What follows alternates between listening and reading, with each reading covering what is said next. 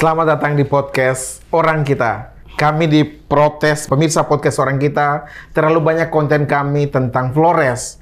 Hanya sedikit konten tentang Timor, 1-2 konten tentang Sumba, dan belum pernah ada konten tentang Sabu Raijua.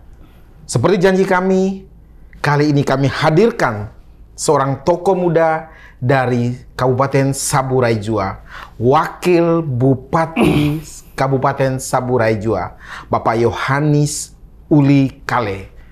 Seorang tokoh muda yang kelahiran Sabu 15 Mei 1979.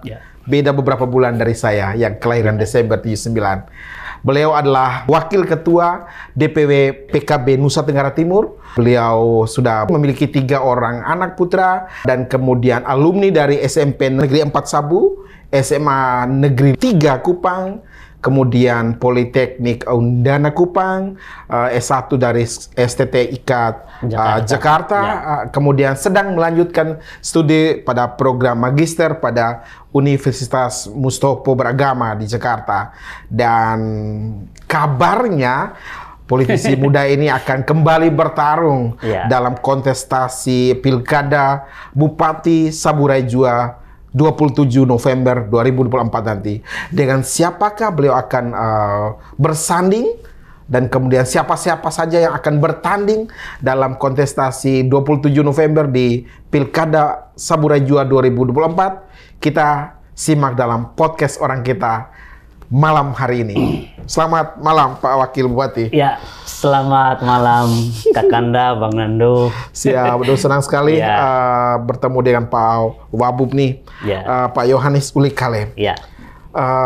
Sedang ada di Jakarta nih, Kakak Wabub? Ya, saya memang ada urusan sedikit di Jakarta, koordinasi dengan kementerian dan juga dalam rangka urusan-urusan kerja-kerja politik kita di sini. Karena kalau mau apalagi namanya urusan pilkada, paling tidak di sinilah sentralnya. Siap. Jadi Pak Yohanes ini mereka termasuk bupati atau wakil bupati yang umur masa jabatan dimudahkan gara-gara putusan pimpinan atau negara kita yang membuat pilkada serentak 15 September 2021 dilantik, yang seharusnya baru berakhir di 2026. Tapi karena pilkada serentak 2024, mereka kayak hilang 2 tahun lebih masa kepemimpinan. Tapi it's okay, beliau akan running lagi di pilkada 2024. Doakan saja. Siap. Bagaimana nih Pak Wakil Bupati? Nanti akan tampil sendiri lagi atau mau wakil bupati lagi atau mau bupati nih? Ya, terima kasih Bang Nanda. Saya pikir ini pertanyaan yang baik. Setiap kita pasti punya keinginan yang baik. Siap. Nah, karena itu saya sedang mempersiapkan diri juga. Kalau bicara soal politik seperti tadi, ada dalam proses pencalonan sebagai calon bupati di Kabupaten Sabu Raijua. Jadi sekarang ini lagi berkoordinasi dengan beberapa partai untuk proses-proses selanjutnya, Bang Nando. Siap. Sudah pasti dapat dari PKB, sudah pasti. PKB akan berkoalisi dengan partai mana saja, Pak Wabub? Sejauh ini lagi berkomunikasi baik dengan beberapa partai. Ya, kita akan masih prosesnya cukup panjang ke depan, beberapa bulan sampai dengan Agustus. Dan kami sekarang lagi dengan tim dan sangat berharap bahwa koordinasi ini akan berjalan terus dengan baik PDIP, Nasdem, Demokrat, dan Gerindra, juga dengan PAN, serta Perindo. Wah, jangan-jangan nanti lawannya kota kosong nih, Bang. Kayaknya hampir semua partai sudah sekarang memang harus koordinasi. Entah nanti seperti apa, karena masih dalam on progress sekarang untuk sampai dengan bulan Agustus ini. Paling tidak 2 pasangan nanti setidaknya, menurut prediksi Pak Wabub. Yang menurut prediksi saya paling banyak 3. Paling banyak 3. Bisa juga ke depan kita hindari supaya jangan ada head to head-nya. Saya pikir itu juga adalah putra-putra terbaik di Sabu Raijua, dan silahkan mari kita sama-sama berkompetisi nanti ke depan. Siap. Ya.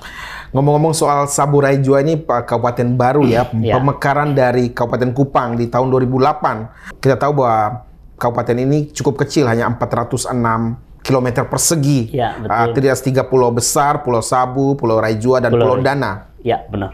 Kemudian jumlah penduduk tidak lebih dari 97.000 jiwa. Terdiri atas 6 kecamatan, 5 kelurahan, dan 58 desa. Ya. Jadi ya dengan portofolio Sabu yang baru dari 2008 mekar dari Kabupaten Kupang, kira-kira tingkat kesejahteraan warga Kabupaten Sabu Raijua seperti apa, Pak Wabub? Ya, baik, tingkat kesejahteraan ya kita juga pada sekarang ini kalau tidak salah 38 sekian persen ya. Apa tuh angka tingkat kemiskinan? Angka kemiskinan 38%. Iya, kalau tidak salah saya Oke, tidak apa-apa, sekitar kiraan. Ya, perkiraan itu. Jadi sehingga ke depan ini ya kita sangat berharap kita sedang bersama dengan masyarakat bekerja keras untuk membangun Sabu Raijua. Ya, Bang ya. Jadi sekarang ini banyak hal yang dilakukan dan dikerjakan. Kami termasuk salah satu kabupaten baru di NTT. Ya, tadi seperti yang Bang Nano bilang bahwa 2008 otomatis pelaksanaannya runningnya kan 2011 ya. Kan definitif bupatinya baru 2011. Ya, karena itu ya tentu banyak yang harus dikerjakan sebagai daerah baru, berjuang bersama dengan masyarakat, memanfaatkan potensi-potensi yang ada sekarang di Sabu Raijua. Ya. Menarik nih soal Sabu Raijua nih Pak Wabub. Saya lihat salah satu potensi besarnya Sabu Raijua adalah garam. Oh iya. Bagaimana kira-kira Pak Wabub nih selama 3 tahun lah atau 2 tahun lebih nih menjadi wakil bupati, potensi garam ini sudah digarap dengan baik belum? Kalau menurut saya bahwa garam itu menjadi salah satu andalan kami di Sabu Raijua. Ya, sebagai potensi yang diunggulkan. Salah satu sumber PAD kita di Sabu Raijua. Nah, karena itu sekarang dikelola juga oleh Pemda Sabu Raijua ya, bekerja sama dengan pemilik lahan. Nah, inilah yang menjadi salah satu kekuatan kita di Sabu Raijua. Apakah ada BUMD khusus untuk garam? Segera. Oh, saat ini belum ada? Iya, belum ada untuk BUMD. Berarti masih pengelolaan secara masing-masing anggota masyarakat? Ya, bersama dengan masyarakat. Sekarang juga ada pihak ketiga ya yang bekerja, yang sementara melaksanakan aktivitas. Ya, nah karena itu kan selain garam juga ada rumput laut dan juga potensi yang lain seperti dari sentral industri rumah tangga. Ya.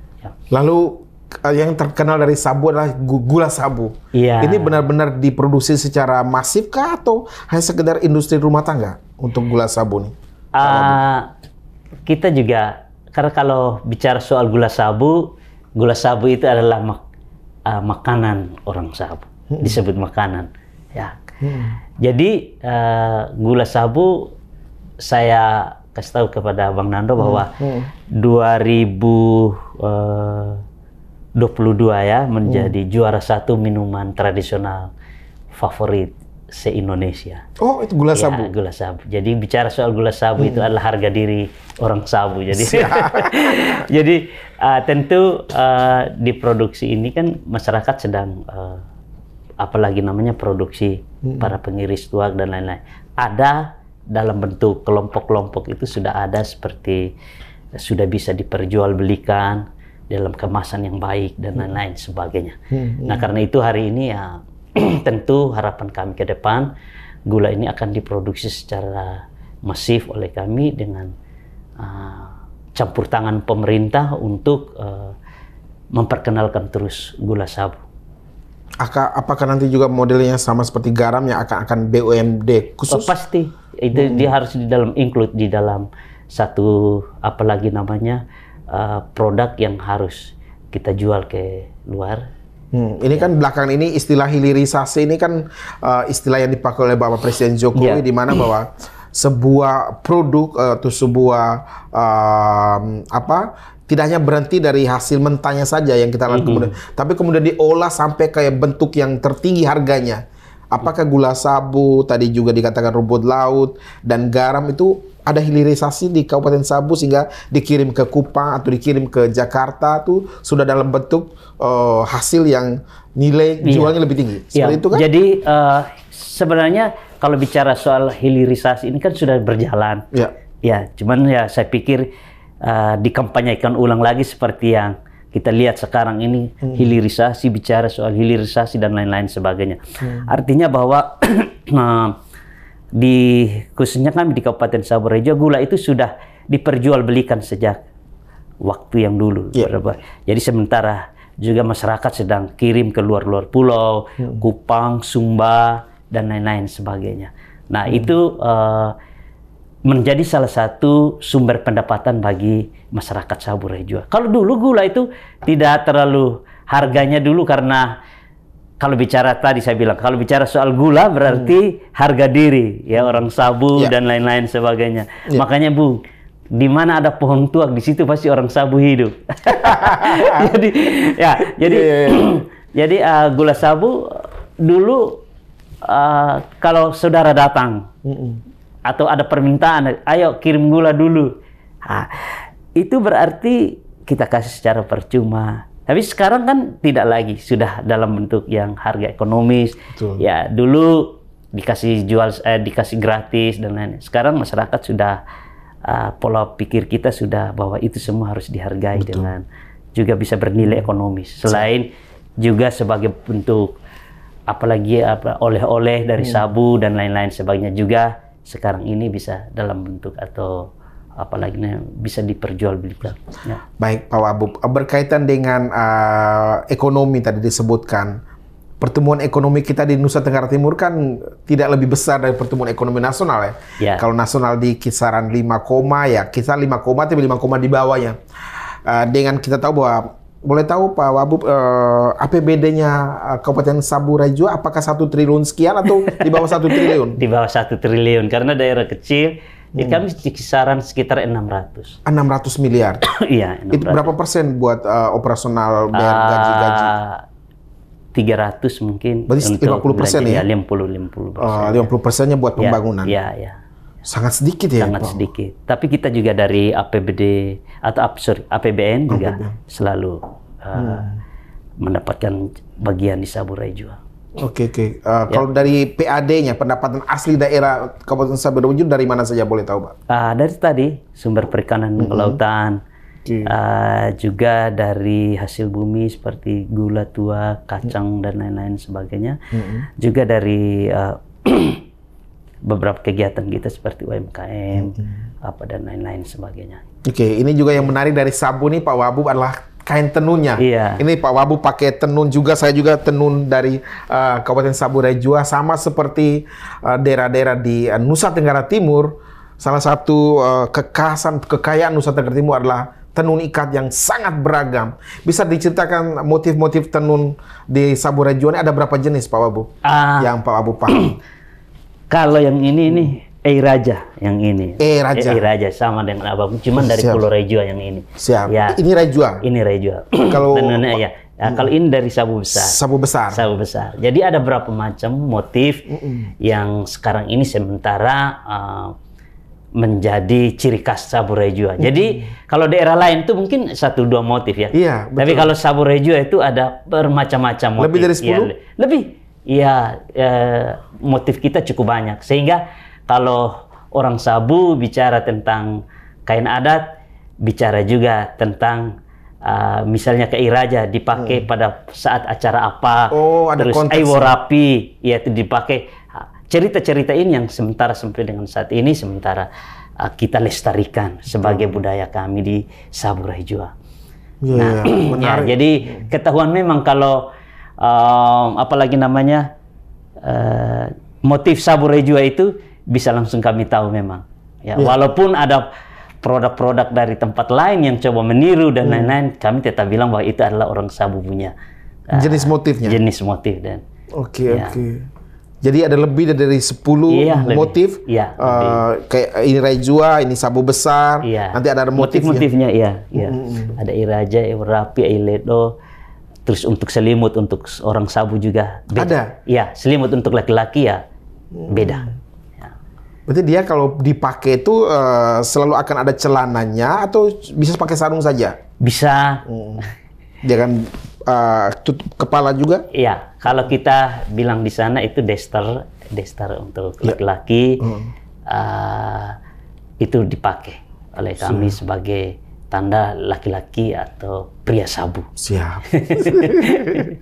Sabu ini menarik nih Pak Wabub. Jadi saya dulu punya waktu SMP negeri di ND, teman-teman saya banyak sabu. Kalau saya sebut saja yang perempuan ada Miliana Lobopa, ada Yohana, ada yang jadi pendeta sekarang Bapak Soleman Kolowadu, macam-macam teman-teman dari sabu yang benar-benar memang ciri khasnya ya. Hitam manis, rambutnya bagus, cekatan pintar. Dan mereka ke Ende itu cukup banyak kok. Ada cerita nggak hubungan khusus antara Ende dan sabu nih, Pak Wabub? Cukup banyak merantau ke Ende soalnya. Iya, saya pikir bahwa waktu itu, ya kita lihat ya, orang sabu itu cenderung keluar dari sabu. Yang keluar dari sabu sehingga orang sabu ini disebutkan bahwa ciri khas ya, disebutkan bahwa orangnya tidak pernah atau gampang menyerah, petarung. Sehingga kalau mereka keluar kemana-mana itu pasti berhasil semua. Ya, jadi Ende itu kan salah satu mungkin merupakan kabupaten tertua ya. Dan di mana orang sabu bermigrasi untuk cari pekerjaan dan lain-lain sebagainya. Itu termasuk di Aimere, di Borong. Iya. Di Sumba. Di Sumba juga banyak. Di Sumba, ya. Bahkan ada satu kawasan sendiri, kawasan sabu di Sumba ya? Iya, di Sumba. Kalau saya lihat dan kita tahu sampai sekarang itu adalah bahasa nomor 2 di Sumba itu adalah bahasa sabu. Bapak lihat kalau ke Melolo itu tidak bahasa Indonesia, bahasa Sumba tidak. Melolo Sumba Timur. Nah, Sumba Timur itu kita lihat ya dalam perhelatan politik seperti kepala daerah dan lain-lain sebagainya. Kalau dia pasangan sama orang sabu pasti menang. Oh gitu. Ya. Untuk Sumba ya? Ya, untuk Sumba Timur secara khusus. Ya. Oh gitu ya? Ya. Jadi orang sabu itu memang di Sumba cukup banyak. Cukup banyak. Cerita-cerita kita dulu, kenapa masyarakat sabu ke sana? Ya, dari cerita yang dicatat adalah bahwa ketika Raja Sumba waktu itu meminta tolong kepada orang sabu untuk membantu. Oh, ketika diserang oleh, misalnya dari waktu itu kalau salah diserang dari Ende juga ya? Ya, jadi orang sabu lah yang menjadi penolong di sana. Sehingga orang sabu itu banyak menduduki tempat-tempat strategis di khususnya Sumba ya. Jadi seperti di pantai dan di kota itu semua. Dan mereka sampai di Melolo sana. Itu masyarakat. Sehingga masyarakat sabu Ende itu saya lihat di pelabuhan IPI kah? Iya. IPI sabu semua tuh. Sabu semua itu, migrasi semua itu. Artinya bahwa kita lihat sekarang ini kita betul-betul kalau bicara tentang Ende dan sampai sekarang sekarang setiap kapal dari Ende pasti tujuan sabu itu dengan bawa hasil-hasil semua. Sayur, mayur, semua. Ya, jadi luar biasa. Jadi hubungan antara Ende dengan sabu Raijua ya, saya pikirin hubungan seperti kakak adik yang terjalin sampai sekarang. Makanya, kita lihat ya, transportasi dari Kupang, ya sabu, Ende, Sumba. Pesawat juga begitu. Oh iya, pesawat juga pesawat. Sabu, Ende, sabu, Sumba. Betul. Ini saya pikir ini tidak secara kebetulan. Sabu bukan bermigrasi atau enggak, tapi ya ini adalah salah satu bentuk hubungan yang sampai dengan sekarang itu atau Ende dan Sumba secara khusus itu dengan sabu punya kedekatan tersendiri. Ya. Ini jangan-jangan ini yang menjadi dasar bahwa ada sebuah isu yang rencana akan menjadikan provinsi Sumba Sabu Raijua. Pak Wabu pernah dengar itu? Iya. Pernah dengar ya? Iya, bukan pernah dengar, tapi saya sudah dijumpai oleh orang tua kita dari Sumba tentang dengan provinsi Sabu Sumba. Ya, itu sudah menjadi wacana. Pak Wakil sepakat? Saya bilang begini sama orang tua, sama tokoh-tokoh masyarakat, Bapak-Bapak dari Sumba, bahwa saya sebagai wakil atau sebagai mungkin juga Bapak Bupati secara khusus, ya kami tidak bisa memutuskan secara sendiri. Ini harus melalui sebuah proses lagi, seperti ada di DPR, dan juga harus kembali ke masyarakat untuk bertanya ke masyarakat. Mereka sepakat ya? Sepakat atau tidak. Nah, wacana ini kan sementara berlangsung dan lain-lain. Progres atau periode ke depan ini kita tidak tahu seperti apa. Dan ya untuk sementara ya sampai di tahapan itu dulu mungkin yang kita sampai dengan saat ini. Siap. Ya. Pak Wakil, saya melihat bahwa salah satu ciri khas dari Sabu ini adalah homogennya. Artinya sebenarnya orang Sabu itu dengan suku yang sama ya, suku Sabu tadi, dengan bahasa kita satu bahasa saja. Satu bahasa yang berbeda dengan kabupaten-kabupaten lain. Ya, benar. Contoh di Timor, di Flores, Ende misalnya, itu ada Ende, ada Lio, ada yang sebagian bahasa Nage. Jadi beda-beda. Begitu pula Manggrain. Sabu itu satu kekhasan, dia satu bahasa, satu suku dan satu ciri adat, sehingga kemudian satu ciri adat. Cenderung kan lebih mudah untuk mengorkestrasi mereka sehingga mereka bisa mengikuti pemerintah untuk pemerintah mau lakukan apa mereka cenderung bahas. Itu hal baik. Kalau saya pikir saya bangga sekali menjadi bagian dari atau saya menjadi orang Sabu Rejua. Orang Sabu Rejua salah satunya adalah tadi selain pekerja keras, kekeluargaannya cukup tinggi. Moto kami di Sabu itu adalah mirakat ihari domemude para lai. Mirakat ihari domemude para lai. Artinya bahwa secara bersama-sama di dalam segala hal suka maupun duka, termasuk pembangunan. Jadi kalau ada pembangunan di Sabu, sampai dengan saat ini semua berjalan dengan baik atas atensi dan persetujuan masyarakat. Artinya bahwa kemanapun orang Sabu itu ya gampang dan mudah diterima. Oleh suku manapun yang oleh lain. Suku manapun, ya dengan budayanya dia dan lain-lain sebagainya. Jadi kami itu hidupnya itu seperti di Aimere ya kalau tidak salah. Di Aimere ya di sana kan ada dua desa itu orang Sabu semua. Mereka punya kehidupan di sana. Ada pohon tuak.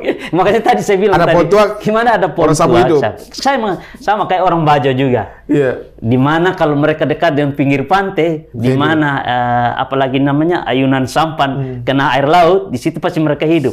Kayak orang Sabu juga. Jadi bagi Sabu Rejua, bagi kami masyarakat Sabu Rejua itu adalah pohon tuak itu merupakan lambang kehidupan bagi kami. Dia berguna dari ujung daun sampai di akar-akarnya. Ya, contoh ya seperti daunnya digunakan untuk pembangunan rumah, sampai dengan batangnya ini.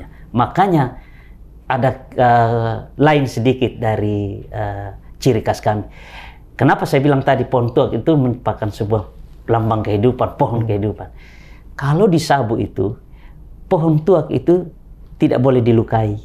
Oh gitu? Iya, makanya pada saat kita memanjat itu hanya diikat dengan tali saja. Tidak boleh dilukai. Tidak boleh dilukai. Sama seperti kelapa yang. Iya, kalau kelapa mungkin di daerah lain kan dilukai dan lain-lain. Supaya gampang untuk manjat. Gampang untuk manjat. Tidak, kami tidak seperti itu. Jadi artinya bahwa Sabu ini mencintai persatuan dan kesatuan. Oh, ini keren ini. Saya jadi ingat podcast saya dengan Pater Bastian di Mahikin SWD tentang kesadaran ekologis, di mana bahwa hari ini atau seharusnya kita tuh tidak melihat manusia sebagai center dari dunia ini, tapi adalah alam semesta, termasuk bumi punya hak asasi. Jadi Sabu pun punya kesadaran itu ya.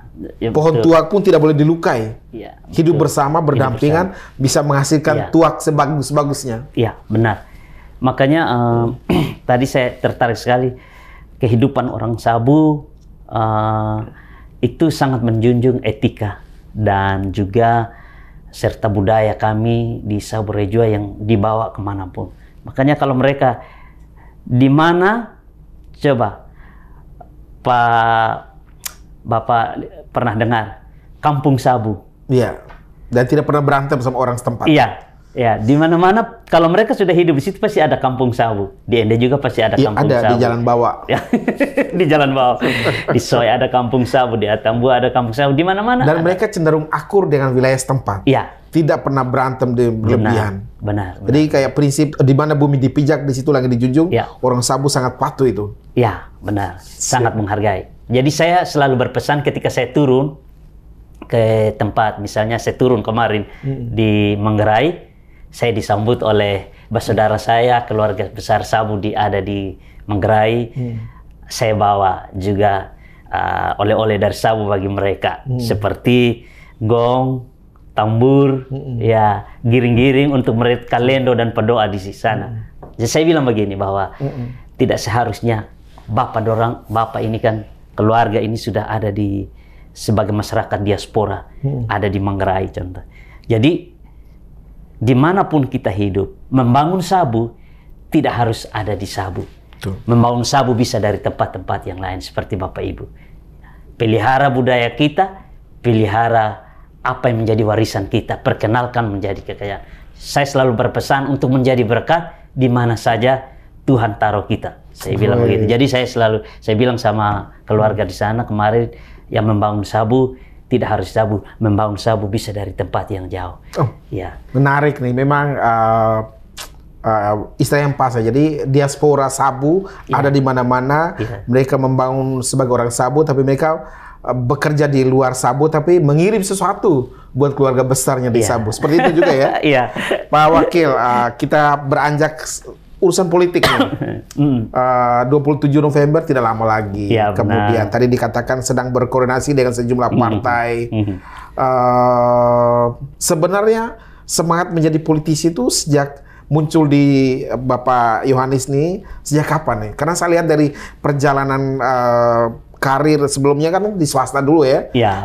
Berusaha di beberapa perusahaan, kemudian ngurusin mandiri apa istilahnya? Ya, di program pemberdayaan. Program pemberdayaan yang di zaman Pak Presiden SBY ya. Itu untuk Kabupaten Sika dan Kabupaten Kupang.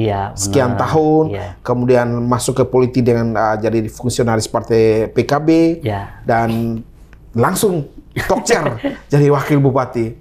Bakat-bakat politik apakah dari orang tua kah atau seperti apa? Ya, saya pikir juga pasti. Karena saya tertarik sekali dengan dunia politik. Ya, dunia politik. Makanya saya setelah tamat SMA dan kuliah, saya sudah ikut kakak-kakak senior. Dan juga melibatkan diri di berbagai organisasi. Di kampus, di luar kampus, itu hobi saya. Nah, karena itu dari tahun 2000 begitu saya sudah berkecimpung. Ya, awal-awal masuk kuliah, saya ikut partai PDS. Partai Damai Sejahtera. Pak Nando masih ingat? Ingat dong. Iya, Partai Damai Sejahtera. Terus jelmaannya lagi ke Partai Kasih Demokrasi Indonesia, PKDI mungkin. Ya, saya ingat. Ya, terus juga dari sana saya terus belajar. Mengikuti senior-senior di Kota Kupang. Nah, karena itu saya juga masuk di PKB kurang lebih dari tahun 2008, 2009 itu saya sudah masuk di PKB dan sampai dengan sekarang. Oh, menarik. Ya. Sebenarnya apa sih yang menarik di politik? Kan politik kan kata orang juga kadang-kadang permainan kotor lah, sikut sana sikut sini. Bagi seorang Pak Wakil ini ada hal indahkah di politik? Saya pikir bahwa politik itu kita tidak boleh pandang sebagai hal yang buruk. Yang kita pakai, yang kita makan, yang kita alami proses kehidupan hari-hari itu bagian dari proses politik. Setuju ya? Setuju banget. Setuju. Jadi politik itu adalah meramu kebijakan untuk kepentingan banyak orang, untuk kemaslahatan, kebaikan banyak orang. Kita tidak bisa lari daripada ini. Iya. Yang penting kita bisa memahami dengan baik bahwa politik itu baik, suci, mulia. Ya. Mungkin ada dari sebagian orang yang menyalahkan itu, ya, menggunakannya. Itu kita anggap oknum ya? Iya, itu kembalikan kepada pribadi kita. Kalau bagi saya tadi ya, bahwa berpolitik hal yang menarik dan bagian daripada sebuah pelayanan pengabdian kita kepada masyarakat lewat jalur politik. Saya suka nih. Ya. Politik adalah bagian dari pelayanan Ya. kepada publik masyarakat. Ya, betul. Siap. Ya. Pak Wakil, salah satu yang menarik Sabu ini adalah toleransinya. Benar. NTT seluruhnya Ya. dianggap NTT itu nusa tertinggi toleransi. Benar. Sabu pun sama. Meskipun kita tahu mayoritas di Kabupaten Sabu Rajua beragama Protestan, Ya. tapi kehidupan umat beragama Katolik, teman-temannya Muslim juga mereka nyaman di sana. Kira-kira sebenarnya apa yang membuat kayak suasana harmoni, suasana toleransi itu sangat tinggi di Sabu, Iya. Pak Wakil? Saya pikir bahwa hampir seluruh wilayah Nusa Tenggara Timur ya, kita punya, kita didaulat sebagai provinsi Nusa Toleransi ya. Iya. Kami juga di Kabupaten Sabu Rajua ada bersaudara semua. Kami di sana cinta satu dengan yang lain ya. Makanya orang Sabu itu walaupun dia orang Muslim, bukan muhrim ya toh. Iya. Walaupun dia ini siapa saja yang hidup di Sabu dan pernah tinggal di Sabu, dia akan dengan sendirinya mengikuti tradisi adat dan istiadat di Sabu Rajua. Contoh, kita jumpa Cipika-cipiki, enggak. Kita tidak cipika-cipiki, Tapi- kita cium hidung. cium hidung. Iya, cium hidung itu sudah menjadi budaya kita dari dulu, leluhur kita dan lain-lain sebagainya. Jadi meskipun teman-teman Jadi, Muslim, saya kemarin baru selesai pembukaan MTQ. Saya angkat cerita ini dan kalau di sana itu bukan hal yang aneh. Makanya kalau Pak Nando turun ke Sabu satu waktu coba. Kalau mereka berjabat tangan dengan Bapak, mereka cium hidung. Karena itu sebagian daripada budaya kita, kehidupan kami sehari-hari. karena saling menghormati. Iya, menghormati. Jadi pernah ada orang bertanya, kan bukan muhrim atau apa seperti itu. Tapi ya filosofi kita bahwa hidung itu bagi orang Sabu adalah kehidupan. Di manakah asal mula kehidupan? Dimulai dari mana? Cium. Dimulai dari hidung. Iya. Oke. Tuhan kasih nafas lewat apa? Nafas lewat hidung. Lewat hidung. Berarti bagi orang Sabu filosofi bahwa dengan budaya cium hidung adalah sebuah kehidupan bagi kami. Jadi di ujung hidung itu ada intan dan berlian, saya selalu bilang. Wah, keren. Dan Ya, jadi kamu mau ketemu di mana? Dia mau lahir di Amerika, dimulai di mana-mana. Bersaudara kalau sudah orang Sabu pasti dia cium hidung. Dan makanya selalu orang bilang, ya sudah kita apalagi sudahi dengan cium Sabu saja. sudah dengan cium Sabu saja. Cium saja. Oke. Dan orang Sabu itu termasuk yang untuk ukuran NTT Ya, hidung paling mancung. Iya.